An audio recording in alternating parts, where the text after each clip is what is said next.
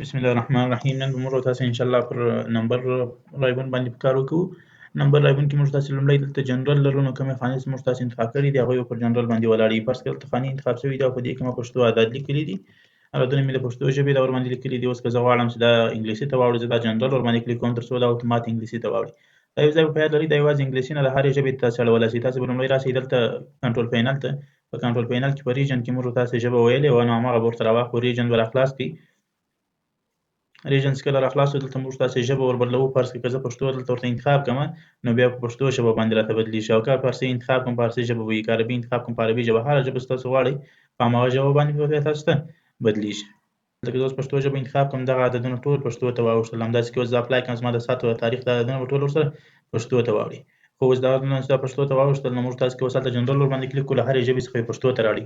ولې که پر انګلیسي باندې ولاړ یې، بیا به له هرې ژبې څخه انګلیسي ته اړوي. نو تاسو یوازې انګلیسي ته نه اړوئ، جنرال کې موږ وایو هغه ژبې ته اړوي کومه ژبه چې زموږ ستاسو ساعت او تاریخ ور باندې ښودل کېږي، یا په کومه ژبه زموږ تاسو کنټرول پینل کې په ریجن کې ورته انتخاب کړې ده، هماغه ژبې ته بیا دا عددونه اړوي. همداسې نمبر دی، په نمبر کې بیا موږ تاسو کولی شو دا عددي شکل ته واړوو چې دا به یو څه ډیزایني او دغه یو دوه صفرونه به اشاروي صفرونه دي، دا به موږ سره اضافه ښودل کېږي. کرنسي ته کولی شو واړوو چې بیا پولي واحد ورسره ښودل کېږي، لکه اوس دلته ډالر نښان ورسره ښودل شوی دی. همداسې اکاونټینګ ته کې واړوو، دا ډالر نښان به فقط یو څه په فاصله کې وي. د خانې چې کله تاسو غټه کړئ، نو دا ډالر نښان چې دی دا یو څه په فاصله کې دی. ډیټ ته کولی شو واړوو، ډیټ یې بیا تاریخ ته اړوي. فرض کړئ موږ تاسو دلته یو عدد لیکو یا یو شی ولیکو، په هغه عدد نه ولیکئ، تاریخ ونه لیکل شي، د عدد په شکل راشي، نو بیا موږ تاسو تاریخ ته اړوو. یا فرض کړئ موږ عدد لیکلی دی، اوس غواړو دغه عدد تاریخ ته واړوو. زه غواړم دا عدد دې تاریخ ته واړوي تر څو پر دا څو تاریخ کېږي. نو زه دا راخلاصوم او دلته ډیټ ورته انتخابوم. ډیټ چې انتخاب کړم دا 1909 کال کېږي.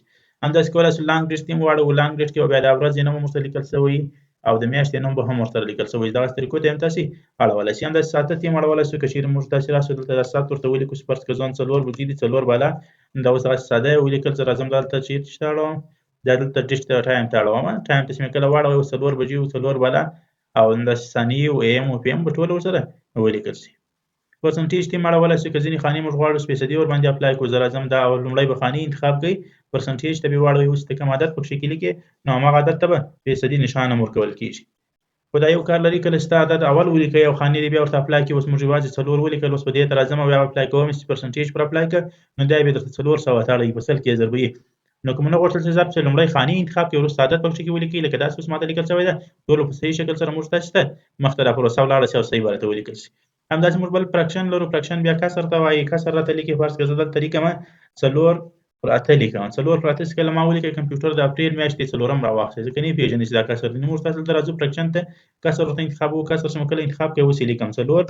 4/8 چې زه کله ولیکم، دی بیا ماته 1/2 راولي، یعنې هغه د کسرونو اختصار ور باندې اپلای کړي. 4 پر 4 وویشل، 1 ورورسېدی، 8 پر 4 وویشل، 2 ورورسېدل. ځینې وخت دا بیخي ثابت عدد ته اړوي. که فرض کړه زه 4/8 باندې 8 پر 4 باندې وویشم، نو سنټر ووهم، موږ تاسو ته به ثابت 2 ته واړوي، ځکه 8 پر 4 باندې تقسیم کړو، یوازې 2 جنرال همدغه 2 ته یې پسې واړوه. بل موږ تاسو ساینټیفیک لرو. ساینټیفیک کې به موږ تاسو کولی شو د عددونه علمي طریقې ته واړوو. اوس که دلته هر څو عدد زه یوازې 4 لیکم، دا په علمي طریقه راته لیکل کېږي. که 45 ولیکم، که هر څه ولیکم، دا به موږ تاسو ته بیا په علمي طریقه سره لیکل کېږي. همداسې بل موږ تاسو دلته که چېرې په اکسل کې اوس دلته عدد ولیکو 0 ولیکم، زه نمبر لیکم په یو خانه کې، په دې خانو کې راځم دلته نمبر لیکم 0، نو دی به لومړی 0 ځل غورځوي. 0 دی به لومړی 0 ځل غورځوي، ځکه چې دی چې ور باندې اپلای کوي، دی د عددو قانون ور باندې اپلای کوي او وایي چې خلاص د 0 معنا نه لري. نو زه راځم دا شیشه ته اړوم، دلته ټیکسټ ته اړوم. کله چې زه ټیکسټ ته واړوم، اوس چې کله زه دلته 0 ولیکم، نو دی به 0 نه ځینې غورځوي. هر څو زه دلته 0 ورته ولیکم، نو دی به موږ تاسو ته 0 نه غورځوي، پر هماغه خپل ځای باندې به 0 پرېږدي. ځکه موږ ټول چې دا ټیکسټ ته واړوه، دا خانې به خطه ته واوښتې، او اوس په دې خانو باندې د عددو کوم قوانین چې دا نه ور باندې اپلای کېږي. که فارموله یې، که هر څه یو شی هم نه ور باندې اجرا کېږي. مور نمبر فارمټ ته راځو. مور نمبر فارمټ کې موږ تاسو کولی شئ په خپله خوښه ورته انتخاب کړو. لومړی موږ تاسو دلته جنرال لرو، په عادي شکل سره. د دوهمې نمبر لرو. په نمبر کې یوازې اشاروي صفرونه موږ تاسو ور ډېرولی او کمولی شو، او یو بل ورته د طبقه بندي کومه کامه ده هغه ورته انتخابولی شو، یعنې عددونه دې 3 په کامه باندې جلا شي. زه اوس اوکې کوم. کله زه دلته عدد لیکم، نو زه چې عدد ولیکم، دی به عددونه څنګه کړي 3 په کامه باندې راته جلا کړي، او ټول به په کامه باندې همدغسې 3 عدده سره جلا شوي. کرنسي ده. په کرنسي کې بیا دلته فرق دا دی چې موږ ټولو هېوادونو پیسې انتخابولی شو. له دې سره تر پایه پورې چې هر څونه هېوادونه دي، د ټولو پیسې دلته موجودې دي، ټولې کرنسۍ موجودې دي، انتخابولی شي. زه د افغانستان لپاره راځم، نو د افغانستان لپاره به زه ورته FAN انتخاب کوم تر څو پورې افغانۍ شي، دا انتخابوم او اوکې کوم یې. اوس کله زه اوکې کوم، زه په دې خانه کې هر څو پیسې ولیکم، دی به د ډالر پر ځای د افغانۍ نښان ورته ورکوي. اکاونټینګ هم همداسې دی، موږ داسې پیسې ورته انتخابولی چې اکاونټینګ او کرنسي ترمنځ فرق دا اوس فقط یو دا نښان نږدې ورته ښوی او بل لرې ورته ښکاره کوی. په ډیټ کې موږ تاسو کولی شئ تاریخ انتخاب کړو، هر ډول د تاریخ چې مو خوښ وي همغه ډول یې ورته انتخابولی شئ او کولی شئ دا د ژبې په لحاظ هم سره بدل کړئ، یوې بلې ژبې ته واړوئ تر څو بیا په همغه ژبه باندې تاسو ته وښودل شي. هر ډول چې تاسو خوښ وي نو همغسې یې تاسې ښودلی شئ. ټایم د بټن کې موږ تاسو د وخت ډولونه انتخابولی شو، دلته یوازې موږ 12 ساعته او 4 ساعته انتخابولی شو تر څو پورې موږ تاسو ته بیا په همغه شکل سره وښودل شي. پرسنټیج کې فیصدي د یوازې دغه اشاروي صفرونه دي، همغه ورسره اضافه کولی شئ څو اشاروي صفرونه دې راشي، نور کوم خاص شی نشته پکښې. په فریکشن کې د کسر ډولونه دي، د کسر څخه کم ډولونه دي، هغه ټول ورسره انتخابولی شئ. همداسې په ساینټیفیک کې موږ تاسو د علمي طریقه څخه په دې کې څو اشارې راواخلئ، یوازې د اشارو شمېر یې زیاتېږي، په ټیکسټ کې کوم خاص شی نشته، یوازې مثال یې ښودل کېږي او په کوډس کې بیا تاته کوډونه ښودل کېږي، دا بیا تر سیمې او تر ساحې پورې فرق کوي. اوس موږ دا پر سعودي افریقا ولاړ ده نو شی هم نه راته ښیي، خو که زه دلته ژبه ور بدله کړم یو بل هېواد ته، اوس کاناډا ته کله زه واوښتم انګلیش او کاناډا مې کوي نو دلته بیا موږ تاسو ته دا کوډونه ښودل کېږي چې دا ځینې خاص کوډونه دي چې موږ تاسو ته ښودل کېږي. همداسې په کسټم کې موږ تاسو ځینې تنظیمات کولی شو. نو په کسټم کې موږ تاسو کولی شو فرض کړه دلته 0 پر ځای د دویم ستوری درونې وي، دا 0 چې غوځ دی دې سره ستوری درونې وي انتخاب شي، نو دغه درې واره چې دا د ځینې علامه ده دا راخلو، 0 هم ځینې خرابوو او موږ تاسو دغه هم ځینې خرابوو، کامه هم ځینې خرابوو. اوس زه ورته لیکم ستوری درونې وي، کله زه ستوری درونې وي ورته ولیکم نو بیا به ماته 0 غورځي او د 0 پر ځای به ستوری درونې وي راته لیکي. زه اپلای کوم اوس په دې خانه کې زه کله 0 ولیکم نو دی به دغه 0 کې به د ستوری 0 غورځي او پر ځای به ستوری درونې وي ورسره یو ځای کېږي. دا نو چې هر څومره خانې تاسو لرئ هغه ټول دې داسې اپلای کړئ، هره خانه کې چې 0 لیکئ دی به ستوری درونې وي ورسره لیکي، هره خانه کې چې 0 لیکئ دی به ستوری درونې وي، خپل کمپیوټر اتومات ورسره لیکي. یا نور کوډونه که تاسو غواړئ په خپله خوښه جوړ کړئ نو هم له دې ځایه جوړولی شئ.